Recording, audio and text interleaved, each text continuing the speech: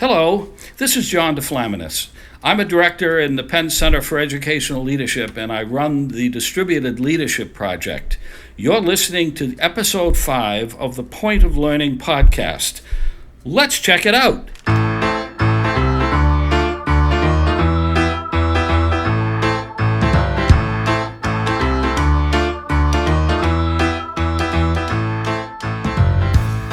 On today's show, a quick trip through some ideas about writing that I want to live forever. A companion to last month's crowdsourced theme, the idea about writing you most want to die, that I discussed with that brilliant panel of educators studying at the Middlebury Bread Loaf School of English. That was episode 4. Afterwards, several people asked if I would be willing to highlight some ideas I have found most useful as a teacher of writing for 2 decades who continues to work with teachers of writing as part of my consulting work in school. Because I'm a glutton for feedback, here goes. Point of Learning, as you know, is a show about what and how and why we learn. So I'm excited to spend a few minutes with you today sharing some ideas about writing that I would like to live forever. Before we get started, a note on today's condensed format. There's a full-length episode in the works that I think you're going to love, but a couple listeners have suggested that a 10-minute edition every so often wouldn't be a bad idea, especially for folks who haven't yet figured out how to fit a longer podcast into their daily routine. And now, some of my fave ideas about writing and the teaching of writing. Number 1, start with student voice. Ask students what they think is what I mean by that. Students have expertise in how they learn, but schools too rarely seek it out. The first quarter of the year especially is a good time for teachers to learn what students like to do. What was their favorite assignment ever? What goals do they have for their own writing? Obviously, teachers also need to feel free to suggest some appropriate goals because we also have some expertise in learning. Let's just remember that we're in this together. So for example, when I was a high school English teacher, the best regular feedback I got on many aspects of my teaching was from my students. I regularly solicited my kids' opinions on what we studied, how it was presented, and what could be improved. Every marking period or so, a 3x5 index card went out to each student, asking for anonymous responses to 3 questions. They were always the same, actually. For 18 years, they were always the same. Number 1, what works about this class? 2, what doesn't work? 3, comments and suggestions. Depending on the class and the point in the year, I might only have time to read and reflect on the feedback myself. But sometimes, when students' comments were particularly detailed or diverse, I compiled and distributed responses for full class discussion. Exercises like this not only provide specific, actionable, useful student data for you as a responsive instructor, but also, and I would argue equally importantly, such exercises reinforce the student-teacher relationship that is essential for many students to feel confident enough to really push themselves.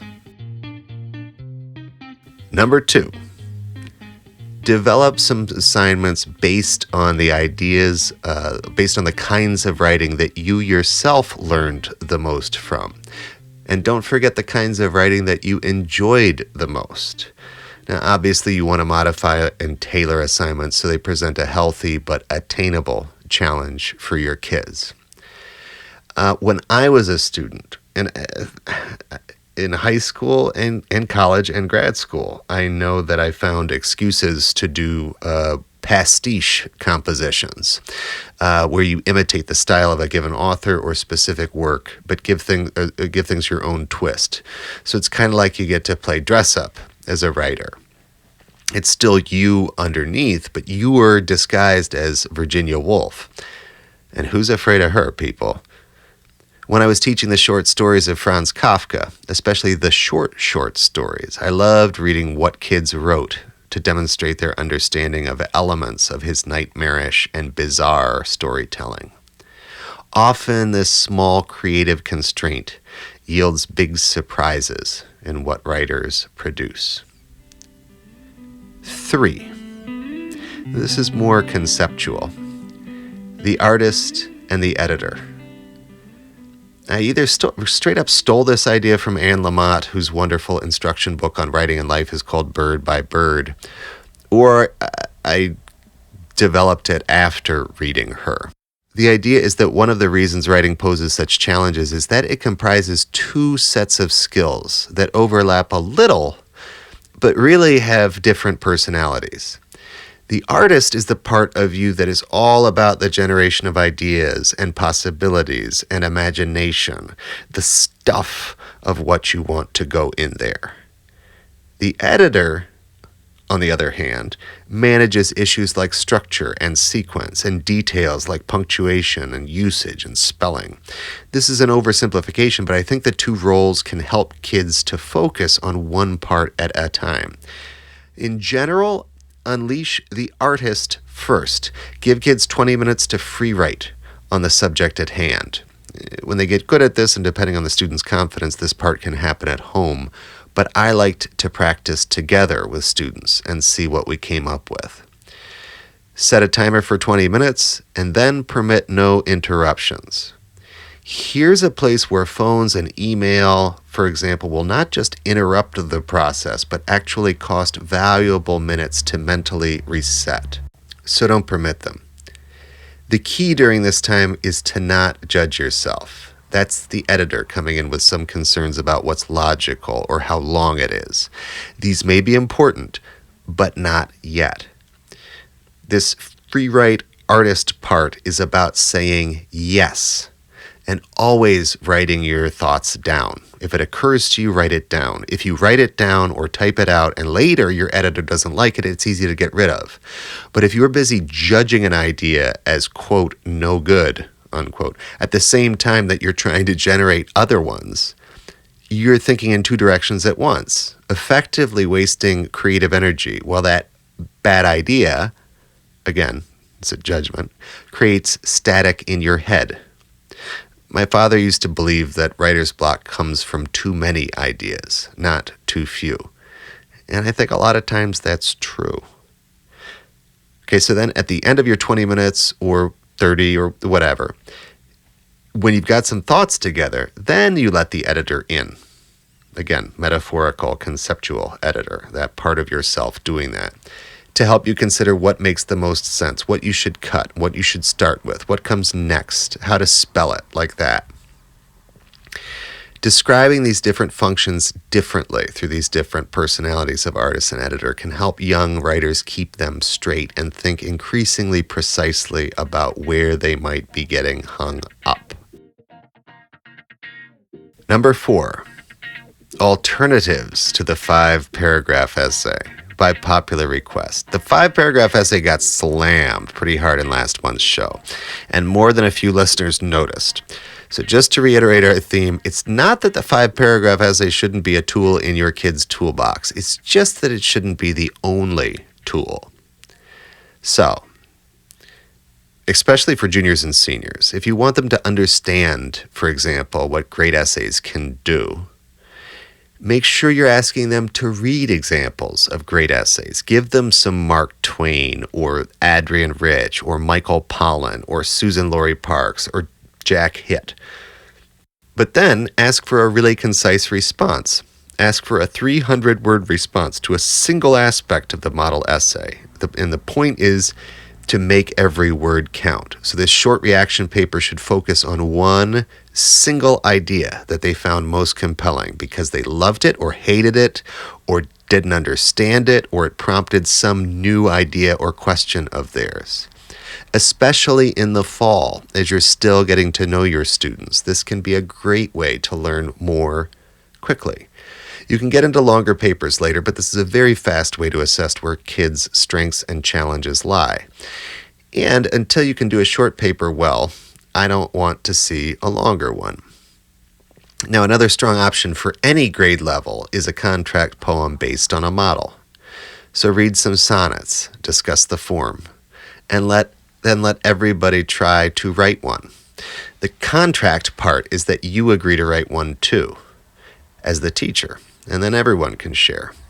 Or select any poem you like by Marie Howe or Mark Doty or Lucille Clifton or Mary Oliver or whoever you just encountered in that magazine you were checking out last week.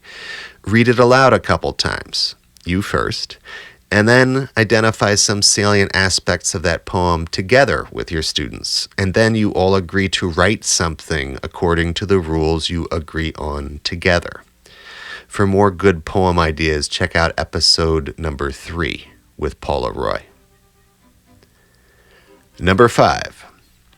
Here's some goal-based questions that I found helpful to ask myself for designing good writing challenges for my students. Of course, many times I would not know the answers to these questions until I'd read their work, but I would ask, as I was designing an assignment, have I challenged kids to think critically and creatively?